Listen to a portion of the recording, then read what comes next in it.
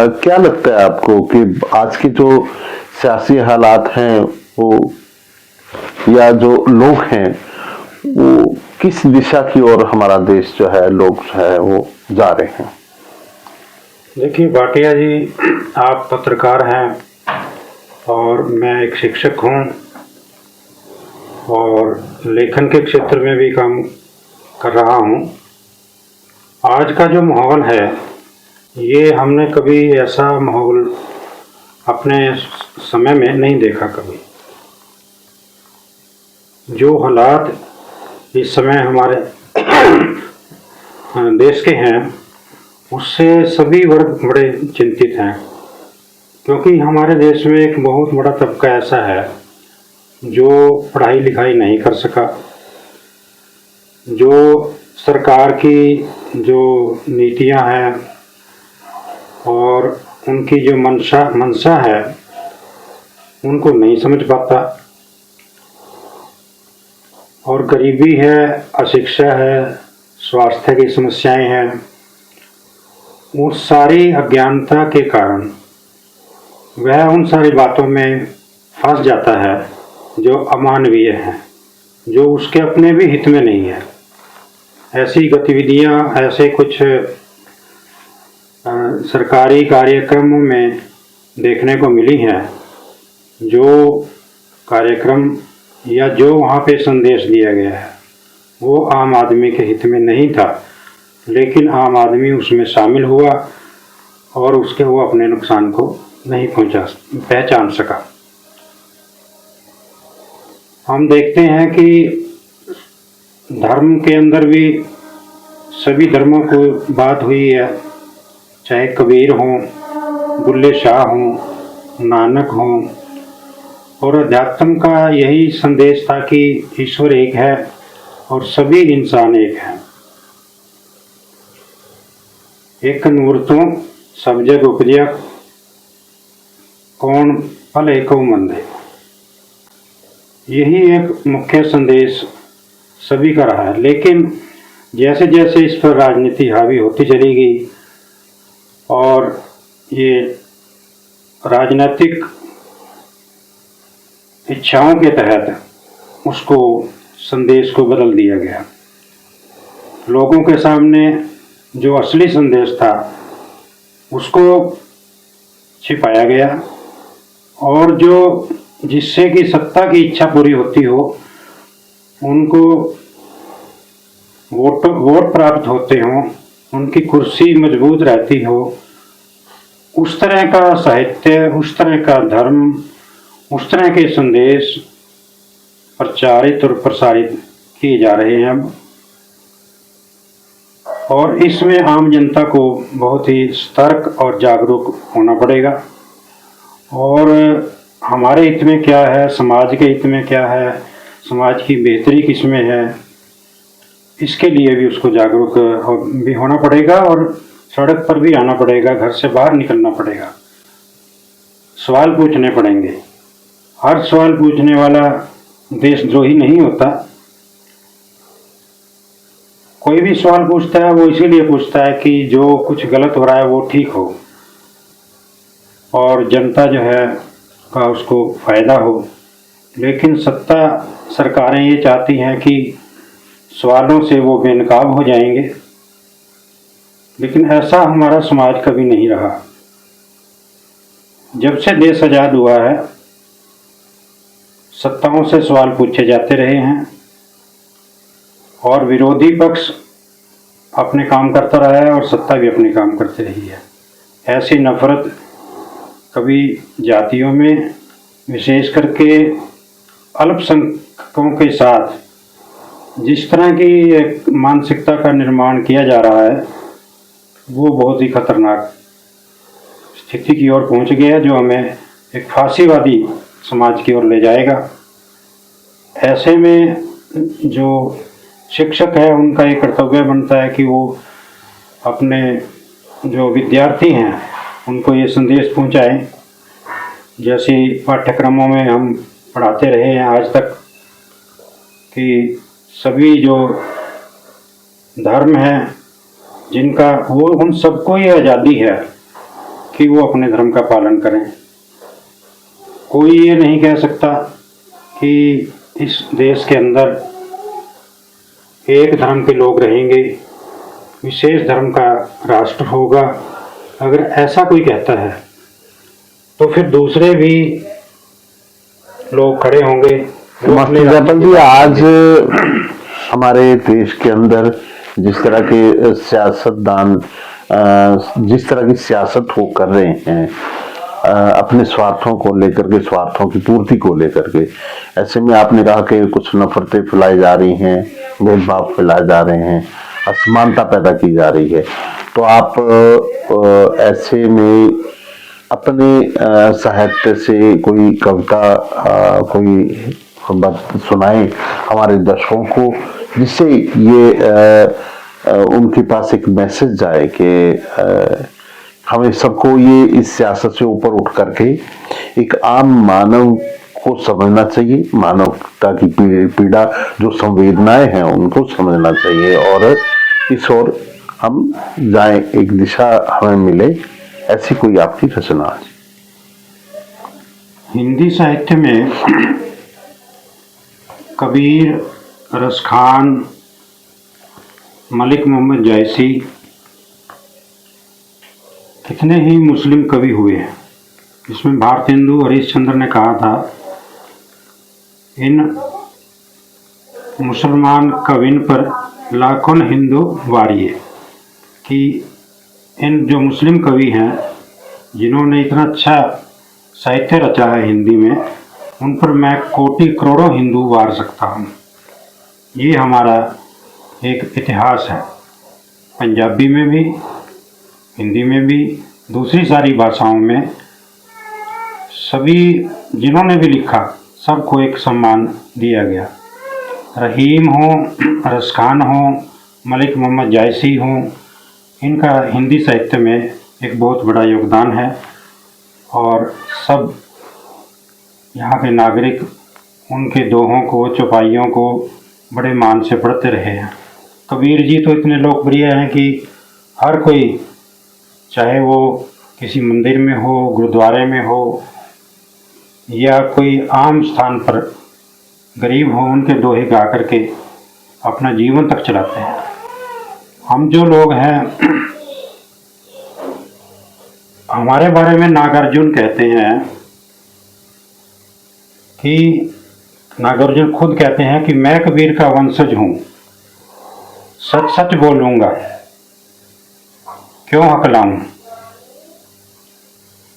हम ऐसे जितने भी लेखक, कवि, साहित्यकार हैं, वो एक प्रतिपक्ष की तरह होते हैं, क्योंकि उनका झुकाव जनता की ओर है। हम भी उसी परंपरा में हैं, अपनी परंपरा के साथ हैं, इसलिए हमारी परंपरा में कबीर आते हैं, नानक आते हैं, बुल्ले शाह आते हैं, बाबा फरीद आते हैं, पास आते हैं, भगत सिंह हैं। सर, जिन लोगों का नाम आप ले रहे हैं, ये इन लोगों सबने एक मानवता को संदेश दिया है, मानवता का नजरिया वो ज्यादा रखा है। लेकिन वहीं प्लेटो जैसे कुछ साहित्यकार थे, थिंकर थे, वो बहुत बड़े, और उसी तरह शहादत हसन मंटो ने भी अपनी बहुत सारी ऐसी रचनाएं लिखी हैं उन्होंने, तो वो कहीं ना कहीं उन्होंने कटाक्ष भी किया है इन सियासतदानों पर। उसी तरह से अभी आज जैसे आपने बात नफरत को लेकर के एक नया मौजू रखा है, तो हम चाहेंगे हमारे दर्शकों को उसके ऊपर आप कोई चीज। मेरी एक कविता है जो मैंने अभी लिखी है। इस कविता में यही कहा गया है कि हमारा जो अपना जो रंग है हम सब लोगों का, उसके ऊपर दूसरे रंग चढ़ाए जा रहे हैं और उसको जो मानवता का रंग है, इंसानियत का रंग है, उसके ऊपर एक तरीके से उसको ढकने की कोशिश है। तो उस नज़रिए से अगर आप देखेंगे तो इस कविता का शीर्षक है हमारा रंग। किसने हमारे चेहरे पर अपना मुखौटा लगा दिया है, किसने हमारे चेहरे पर अपना मुखौटा लगा दिया है, और हमारे कपड़े रंग दिए हैं। देखिए, हम सब के कपड़ों का रंग एक जैसा होता जा रहा है। देखिए, हम सब के कपड़ों का रंग एक जैसा होता जा रहा है और चेहरों का भी। चेहरे तमतमा रहे हैं और कपड़े भी। ये दरवाजे पर किस पार्टी का पोस्टर टंगा है? अब तो कोई इलेक्शन नहीं है और ये छत पर किसकी विजय पताका फहर रही है? किसको किस पर विजय हासिल करनी है? ये छत पर किसकी विजय पताका फहर रही है? किसको किस पर विजय हासिल करनी है या आक्रमण करना है किसी पर? हमारी मोटर कार पर यह किसका नाम लिख दिया गया है? जाति, गोत्र और धर्म के रूप में। हमारी मोटर कार पर यह किसका नाम लिख दिया गया है? जाति, गोत्र और धर्म के रूप में। पहले तो केवल नंबर लिखा होता था। ये हमारे देवी देवताओं की शक्लें किसने बिगाड़ दी हैं?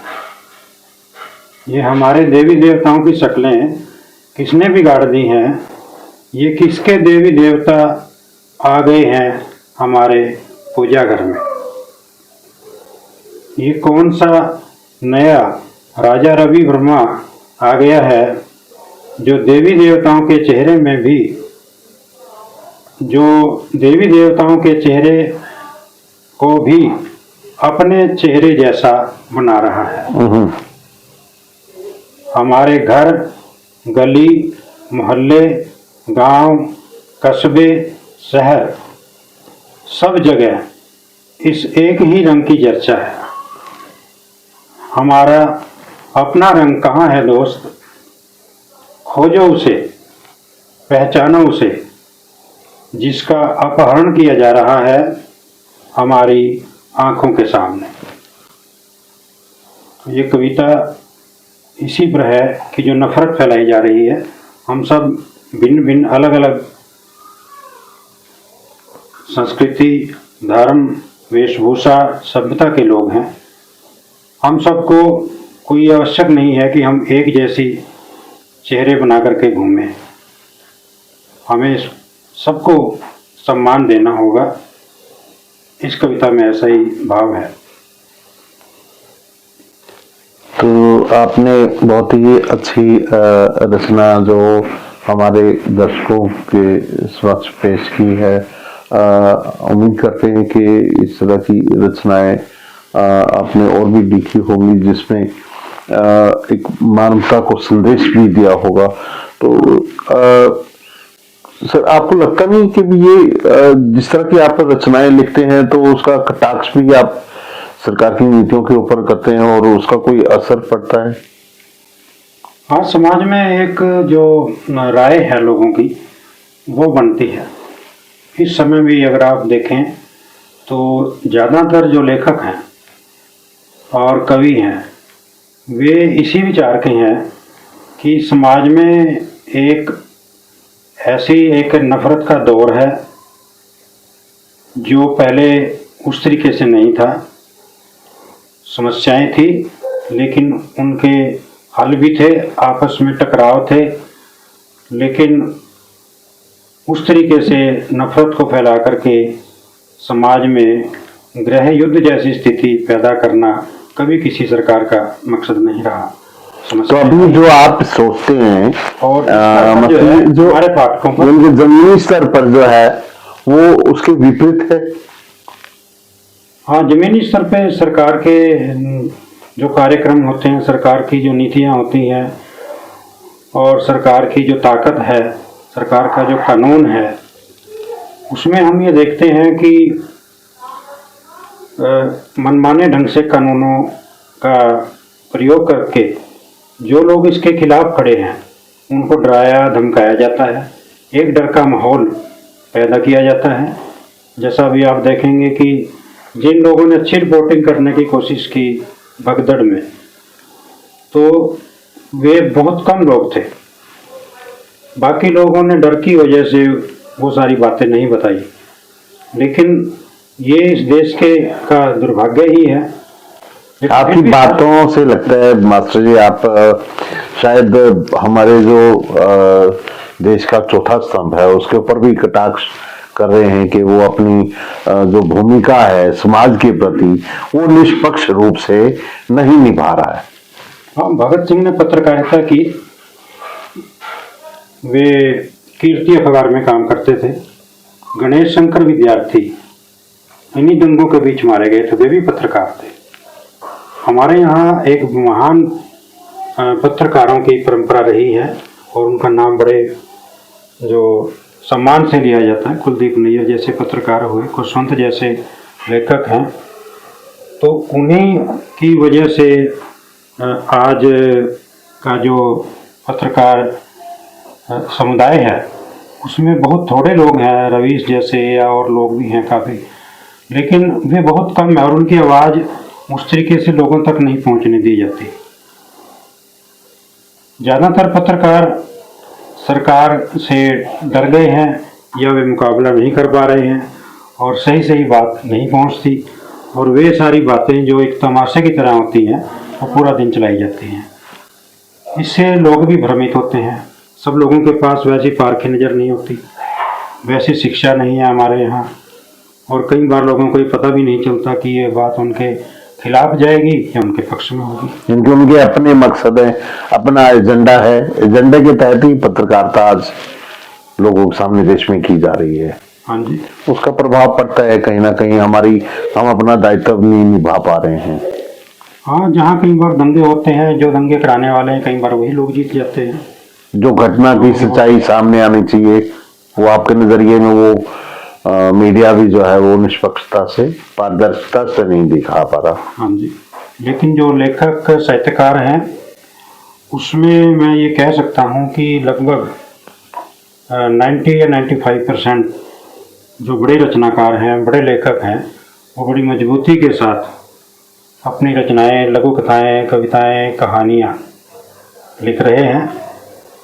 और जब सरकारी पत्रकार या सरकारी संस्थान जो साहित्य को के बने हुए हैं, वे लोग भी अपने कार्यक्रम अच्छे ढंग से नहीं कर पाते, उनको भी जो है उन्हीं रचनाकारों, उन्हीं लेखकों की जरूरत पड़ती है जो लोग समाज के पक्ष में हैं। जब आप इस तरह की बातें जयपाल जी सोचते हैं तो आप अपनी साहित्य के माध्यम से हमारे पाठकों को क्या संदेश देना चाहेंगे? मैं यही चाहूँगा कि लेखक को कभी भी अपने मकसद से पीछे नहीं हटना चाहिए। कोई नई आपकी रचना है कोई हो तो प्लीज। साहित्य मानवता के लिए है, इंसानियत के लिए है, और उन्हें लगातार ये कोशिश करनी चाहिए कि वे किसी भी प्रकार के प्रलोभन में ना आए, और सरकारी और दूसरे जो जितने भी डर, भय, प्रलोभन है उनसे जो रचनाकार बचा रहेगा उसकी रचना ही बचेगी और वही समाज को एक दिशा देगा। कबीर, नानक, पाश और लाल सिंह दिल जैसे पंजाब के जो रचनाकार हैं, सुरजीत पात्र, उनकी वही रचनाएं बची हुई हैं जो उस समय के राजा के खिलाफ थे। तो मैं अभी एक आध कविता पढ़ता हूँ। एक नदी जो तेरे भीतर है वही मेरे भीतर भी है। तुम्हारी नदी जहाँ से निकलती है और जहाँ बहती है, मेरी नदी भी वहीं से निकलती है और वहीं बहती है। मेरी नदी पानी अपने पास नहीं रखती, तेरी नदी भी पानी अपने पास नहीं रखती, फिर क्या तेरा क्या मेरा। इसी तरह से एक कविता है जो राष्ट्रवाद के नाम पर जो कुछ हो रहा है, राष्ट्र आ रहा है अपने प्रतीकों और मिथकों के लाव लश्कर के साथ। राष्ट्रभक्ति की बख्तरबंद गाड़ियां पहुंच रही हैं शहरों, गांवों और कस्बों में। देश भर के राजमार्गों पर पहरा बिठा दिया गया है। यहाँ से राष्ट्र को गुजरना है।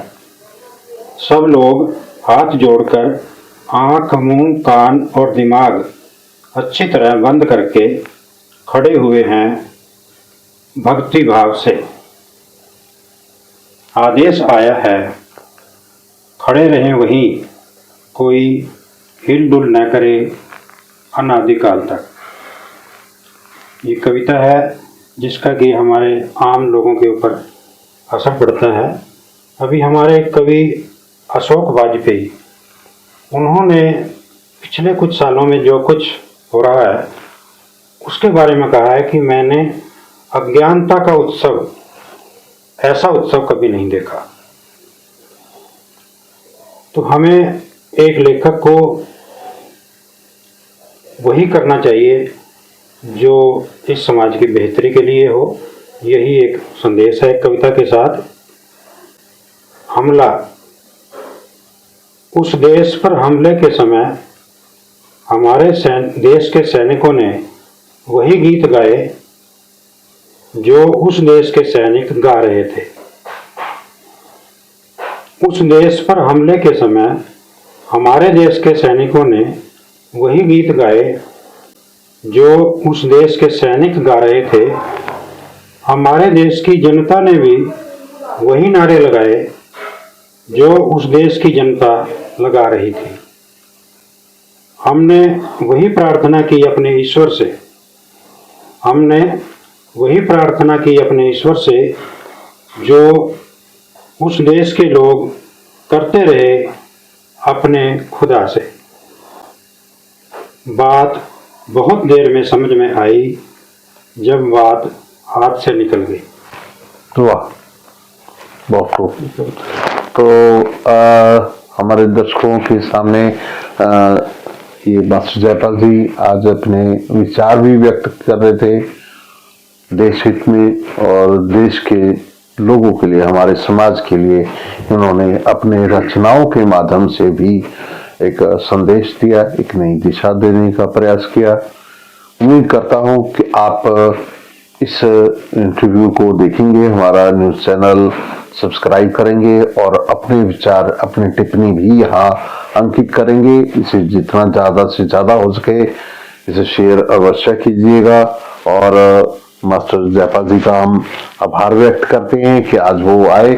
अगली बार हम फिर प्रयास करेंगे मास्टर जयपाल जी की तरह ही मास्टर जयपाल जी को भी दोबारा बुलाएंगे और इनके दूसरे और भी इस तरह के जो बुद्धिजीवी साथी हैं उन्हें भी अपने चैनल के माध्यम से आप तक उनका संदेश लेकर के आएंगे और जानेंगे उनके नए विचार। जी धन्यवाद। आपका भी बहुत बहुत आभार, आपने मुझे अपने चैनल पे बुलाया, इसके लिए बहुत बहुत धन्यवाद। जी धन्यवाद, शुक्रिया, नमस्कार।